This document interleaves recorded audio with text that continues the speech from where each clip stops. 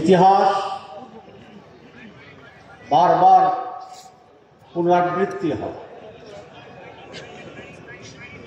সভ্যতা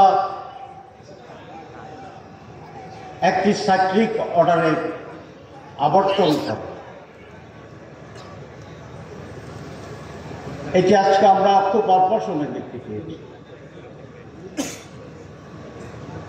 গত কয়েকটি বছরে এক ধরনের পরিস্থিতি বিরাজমান ছিল, আর আজ পরিস্থিতি ভিন্ন রূপ ধারণ করেছে। রাতের পরে যেমনি দিন আসে, আজ সেই গভীর অন্ধকারের কালো রাত্রির পর বাংলার আকাশে মুক্তির সাথে সূর্য উদিত হয়েছে এবং এই পরিবর্তনের অন্যতম নায়ক হচ্ছে ডাইরেক্টলি ইনডাইরেক্টলি যারা পরিবর্তন সাধনে এক অবিসম্বাদিত একটি ঐতিহাসিক পরিবর্তন সাধন করেছিলেন। তার নাম ইসলামী ছাত্র শিবির। ইসলামী ছাত্র শিবির ঘোষণা দিয়েছিল, আল্লাহ আমাদের প্রভু, রসুল আমাদের নেতা, কোরআন আমাদের সংবিধান, সংগ্রাম আমাদের কর্মপন্থা, শাহাদাত আমাদের চেতনা। এবং সেই লক্ষ্য সামনে রেখে আজ বাংলার মানুষের কাছে মুক্তির দূত হিসেবে আবির্ভূত হয়েছে বাংলাদেশ ইসলামী ছাত্র শিবির। আমরা ঘোষণা করেছিলাম, ক্যারেক্টার এবং ক্যারিয়ারের সমন্বয়ে এমন এক যোগ্য ব্যক্তিত্ব তৈরি করা হবে যা বাংলাদেশের মানুষের মুক্তির সোপান মহান আদর্শ ইসলাম কায়েম করে বিশ্বব্যাপী আমরা এই সত্যের আলোকে বর্তিকাকে ছড়িয়ে দেব। সেই কাজটি আজকে আমরা করে যাচ্ছি আলহামদুলিল্লাহ। ছাত্র শিবির, আপনাদের কাজ শেষ হয়নি।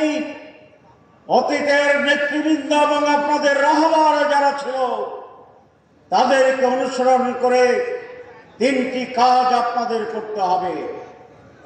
এক, প্রতিটি ছাত্রের কাছে ইসলামের আওয়াজ দাওয়াতে পৌঁছাতে হবে। আমাদের স্লোগান, ছাত্র মানেই ছাত্র শিবির, ছাত্র শিবির মানেই ছাত্র। একজন ছাত্র আমাদের দাওয়াতের বাইরে থাকতে পারবে না। দুই,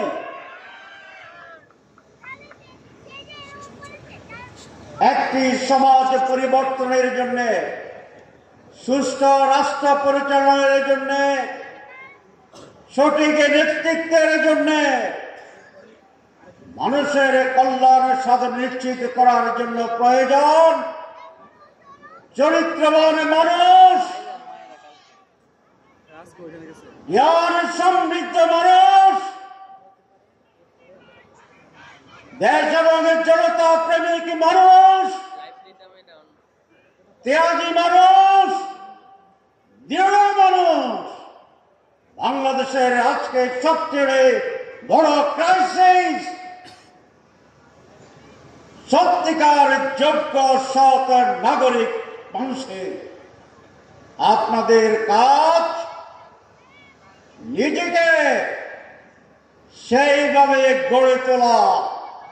স্লোগান দিয়ে বিপ্লব হয় না, গরমে বক্তৃতা দিয়ে বিপ্লব হয় না, ইমোশন দিয়েও সবসময় বিপ্লব হয় না। বিপ্লব সত্যিকার অর্থে সফল করার জন্য প্রয়োজন উন্নত, চরিত্রবান, মেধাবী, ইন্টেলেকচুয়াল, জ্ঞানে সমৃদ্ধ, ডেডিকেটেড মানুষ। শিবির ইজ দ্য অনলি সোর্স। সেই রকম মানুষ তৈরি করার জন্য আপনাদেরকে সেই চ্যালেঞ্জ গ্রহণ করতে হবে। সংগ্রামের জন্য, লড়াইয়ের জন্য, অধিকরতা পূরণের জন্য যে চ্যালেঞ্জ, তার চেয়ে অনেক বড় চ্যালেঞ্জ হচ্ছে নিজেকে সঠিক জায়গায় রেখে সেরকম একজন যোগ্য মুসলিম সৎ নাগরিক হিসাবে প্রতিষ্ঠিত হওয়া নিজেকে। আর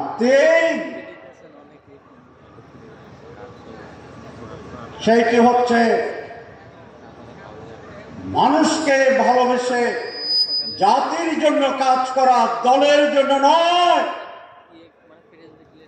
যখন আমরা দেশের জন্য, জাতির জন্য, আদর্শের জন্য, ইসলামের জন্য কাজ করব, মানুষ তখন আমার দলকে গ্রহণ করবে। সুতরাং দৃষ্টিভঙ্গিকে আজকে প্রসারিত করতে হবে, সকলের জন্য নিজেকে নিয়োজিত করতে হবে এবং যে আদর্শের ঘোষণা দিয়ে আমরা যাত্রা শুরু করেছিলাম,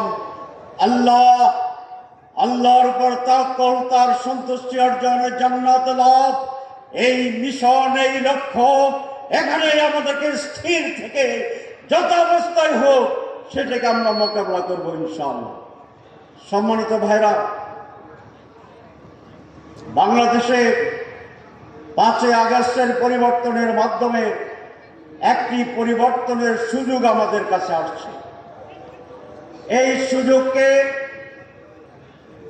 পজিটিভলি কাজে লাগানো দায়িত্ব হচ্ছে এই দেশের রাজনৈতিক দলগুলোর।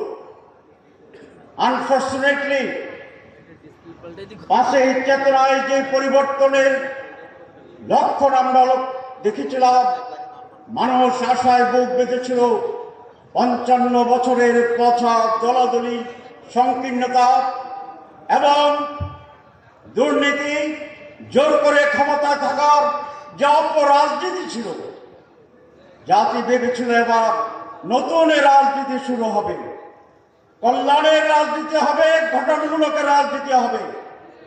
আমরা সেই ক্ষেত্রে কতটুকু অর্জিত হবে মানুষ আবার সন্দেহের ভিতরে পড়ে আছে।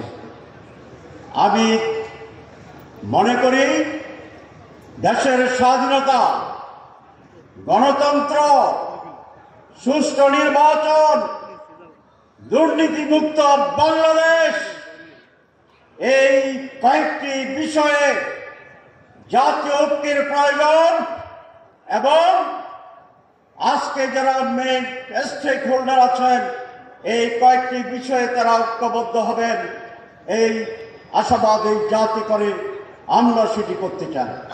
উৎকট যে কোনোভাবে ক্ষমতা এইটি যদি টার্গেট হয় তাহলে দেশের মৌলিক কোনো পরিবর্তন হবে না। আমি আহ্বান জানিয়ে শেষ করতে চাই, আসুন 5 আগস্টের পরে আমরা বাংলাদেশে নতুন রাজনীতি শুরু করি। দলগুলোর ভিতরে সংস্কার প্রয়োজন, জাতীয় সংস্কারের সাথে সাথে প্রত্যেকটি দল তার নিজস্ব প্রয়োজনীয় সংস্কার করবেন, সেই আশাবাদ আমরা ব্যক্ত করে এবং আগামী দিনের পরিবর্তনের যে লড়াই, যে অধ্যায় শুরু হয়েছে সে অধ্যায়ে ছাত্র শিবির যেভাবে পরিবর্তনের ভূমিকা রেখেছিল সেইভাবে ইন্টেলেকচুয়াল এবং ফিজিক্যাল এফার্ট দিয়ে সেটাকে সফল করার জন্য এগিয়ে নিয়ে যাবে, এই আশাবাদ ব্যক্ত করে আমি আমার বক্তব্য শেষ করছি। আল্লাহ হাফেজ।